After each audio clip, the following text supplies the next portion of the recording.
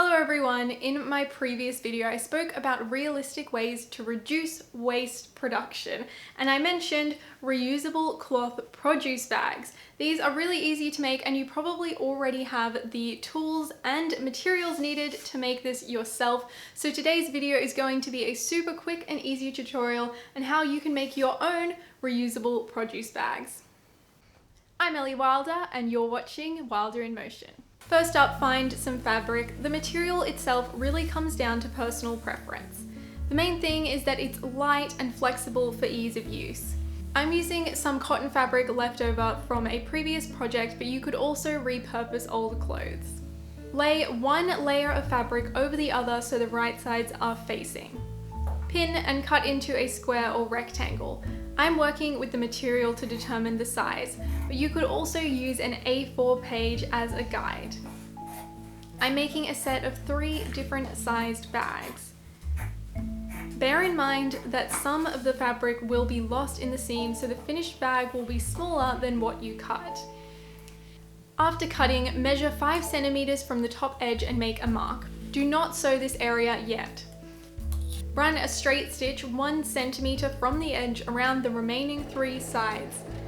If you don't have a sewing machine, you can do this by hand.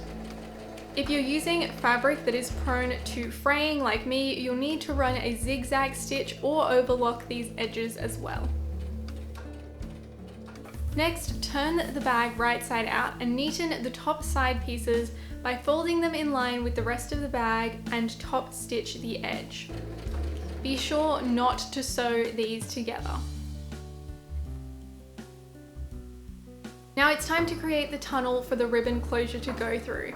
To do this, iron the top edge down a few millimeters from the edge. Then fold again right down to where the side seam starts.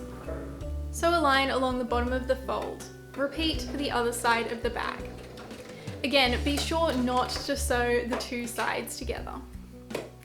And for the final step, using a safety pin, slide a length of ribbon or cord through the tunnels you've sewn and tie off at the side to create a drawstring.